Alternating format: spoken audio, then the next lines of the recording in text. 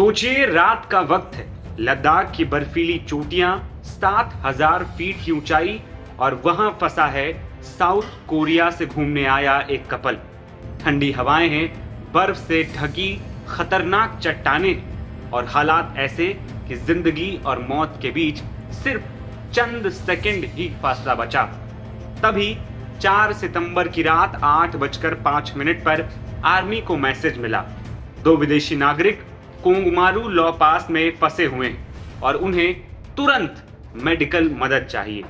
कोंगमारू law पास दुनिया के सबसे मुश्किल और खतरनाक दर्रों में गिना जाता है, जहां जाना तो छोड़िए, खड़े रहना भी आसान नहीं है। लेकिन जब बात इंडियन आर्मी की हो तो कुछ भी नामुमकिन नहीं।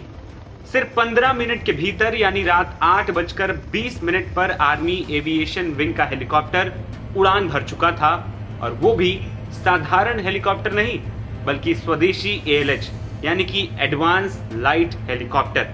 अब चुनौती थी, रात के अंधेरे में 17,000 फीट की ऊंचाई पर पायलटों को नाइट विजन गॉगल्स पहनकर बर्फीली पहाड़ी पर बने अस्थायी हेलीपैड पर सटीक लैंडिंग करनी थी।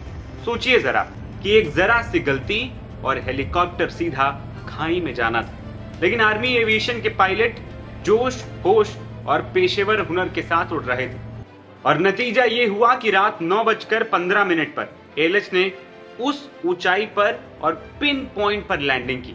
फिर क्या था, दोनों विदेशी नागरिकों को तुरंत एयरलिफ्ट किया गया। मेडिकल टीम ने फौरन उनकी मदद की, जिसके बाद कोरियन कपल को सुरक्षित बचाया जा सका। इस जाबाजी के लिए सिर्फ वो कपल ही नहीं, देश की जनता भी आर्मी को सलाम कर रही है, क्योंकि ये मुमकिन हुआ सिर्फ हमारी इंडियन आर्मी की बहादुरी की वजह से।